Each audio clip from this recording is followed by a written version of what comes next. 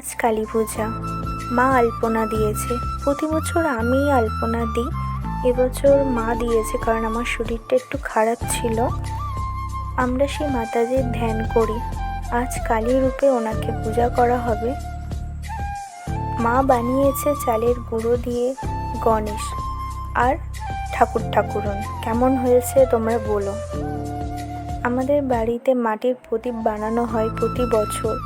মা বাড়িতেই বানিয়েছে আর আমি প্রদীপের সলতেগুলো বানিয়েছিলাম। আর এটা যেটা দেখছো এটা হচ্ছে অলক্ষ্মী, যেটা আমাদের গ্রামের দিকে পুজো হওয়ার আগে বাড়ি থেকে বার করে দিতে হয়। এটা আমরা অলক্ষ্মী নামেই জানি। তারপর আমি একটু ছাদে গিয়েছিলাম মোমবাতি আর প্রদীপগুলো দিতে। কালী পূজার রাতটা কি অদ্ভুত এক সুন্দর রাত, তাই না? যেখানে চারিদিকে কত আলো ঝলমল করছে।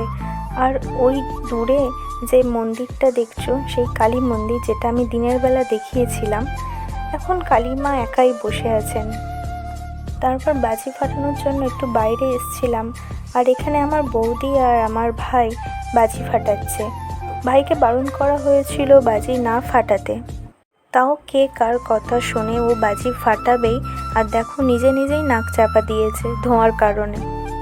বাচ্চাদের বাজি থেকে দূরে থাকাই ভালো, কিন্তু এখনকার বাচ্চারা কেউই কথা শোনে না। তারপর একটু কালী মন্দিরের দিকে এসছিলাম আর দাদা আর ভাইরা মিলে ফানুস ওড়াবে বললো, তো ওখানেই এসছিলাম। ফানুসগুলো খুব সুন্দর উড়েছিল। তারপরে এইদিকে আমার দাদা বৌদি আর ভাই আরেকটা ফানুস উড়িয়ে দিল।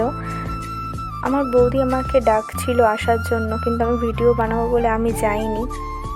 কতটা সুন্দর দেখতে লাগছে দেখো। প্রথমে যেটা উড়ে যাচ্ছে ওটা আমার ভাই উড়িয়েছে, আর পরেরটা আমার দাদা বৌদি। দুটোই খুব সুন্দরভাবে উড়ে গেছে, কোনো অসুবিধা হয়নি।